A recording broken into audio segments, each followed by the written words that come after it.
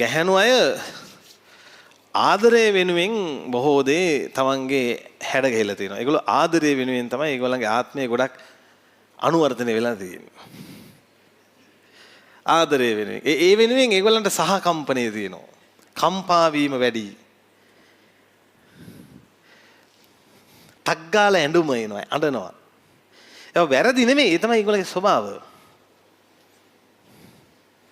කාන්තා ස්වභාවය. ආදරය වෙනුවෙන් දැන් බඩ ළමයි බලාගන්න ඒවා, ළමයින්ට කිරි දෙන ඒවා, ගෙදර උයනකොට පිහනකොට හැමදේම අර ආදරෙත් එක්කනේ කරන්නේ. දැන් අම්මට දෙන ලොකු උදව්වක් තමයි උයන්න පිහන්න උදව් කරනවා වගේමයි උයන එක කන එක. ඒකත් උදව්වක්. අම්මෙක්ට දෙන උදව්වක් ඒක. නැත්නම් එයාට දුක හිතෙනවා. හරි. තාත්තලා දැන් තාත්තලාට ආදරේ නැහැ කියලා නෙමෙයි කියන්නේ. එයාටත් තියෙන මේ අඩු වැඩි වශයෙන් තියෙන තාත්තලාට තියෙන්නේ ආරක්ෂාව. පිරිමි ආරක්ෂාව වෙනින් තමයි හැඩ ගැහෙන්නේ. හරිද? මොනවා වුණත් දරාගෙන ඉන්නවා. දැන් අපි හිතමු දැන් කවුරු හරි එළියේ තක්කඩියක් කියලා බයිනවා ගෙදර. හැබැයි අම්මා කලබල කවුද? තාත්තා ඉන්නේ මම බලන්න. සර්වකට ඇයි? තාත්තලා ඒ වගේ.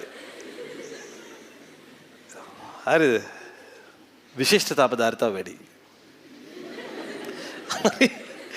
වීදුරුව බින්දුනම අයි බින්ද නේද කෑවා නේද කෑවා දැන් වතුර බීපන් දැන් ගිහිල්ලා. තිබ්බේ 6යි දැන් 5යි. හරි. තාත්තලා සමාජයට පත්තරේ බලන අතර කියන ඔන්න කෑනවා දැන් විදුරු කට tie ඒවා අයින් කරන්න දැන් කියලා කිව්වා. හරි. ඕක තමයි ඉතින් කතාව. සමහර ඒ පද්ධති වලට ජලය වැදගත් වෙන්නේ ඒකයි. වටා පිටාවෙන් එයා තාපේ ගන්නවා. ඒ වටා පිටාවේ ගොඩාක් සිසිල් වෙනවා. දැන් අපි වුණත් අපිට දෙන ප්‍රශ්නයක් ගිහින් කියන්න ඕන. අපිට වඩා කම්පා වෙන එකකටද නැත්තම් මේක අහලා අපිට උදව්වක් දෙන කෙනෙක්ටද? ඒකනේ අපි ගිහිල්ලා ප්‍රශ්න කියපම ඌ අපිට කලින් අඬනවා නම් මලෑනියක් වෙනවනේ. ඌ නොවෙනස්ව ඉන්න ඕන. අන්න ඒක තමයි ජලයේ ඒ ගුණය.